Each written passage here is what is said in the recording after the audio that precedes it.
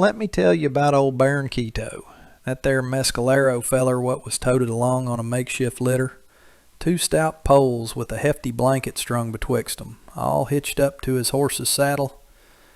That poor critter plodded through the sand slow as molasses in January, and on each side walked his 2 sons, eyes all red from tears they was hiding, and a fury they couldn't hold back nohow. Every last soul in the tribe knowed that warn't just any man layin' there, but a regular pillar of the people, a warrior who'd made his whole life a shining example of grit and highfalutin dignity.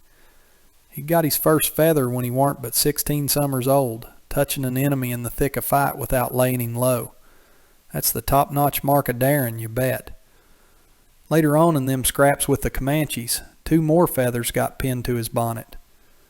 Young as he was, folks already looked up to him, and he went raiding agin the Mexicans, showing his scouting smarts and fetching another feather for his trouble. Time rolled on, and his spunk growed right along with it.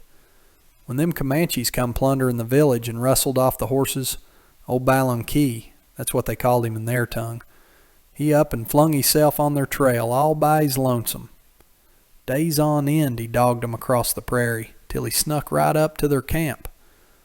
Come nightfall, slipping like a ghost, he cut loose them horses and whipped 'em toward freedom, then lit out for the mountains like a streak of lightning.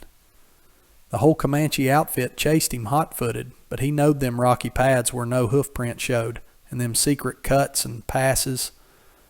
At last he tumbled boulders down a narrow gorge, blocking the way so's they couldn't foller no more. After that, 'twas him what headed up the peace talks with them same Comanches, proving that bravery could be matched with a heap of sense. For that, the tribe give him another feather. Then in them big buffalo hunts, Balonqui showed he was stout and fearless as they come, stirring up admiration in everybody's heart. So through years of tussling and years of quiet, he'd collected 28 feathers in that bonnet of his. Each one told a yarn of some deed, a moment what set him head and shoulders above the rest.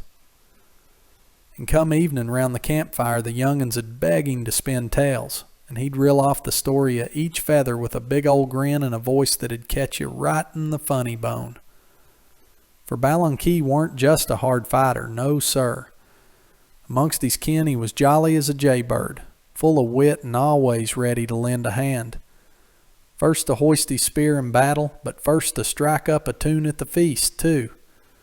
He never asked nothing from nobody. He'd got life as a gift from the Great Spirit.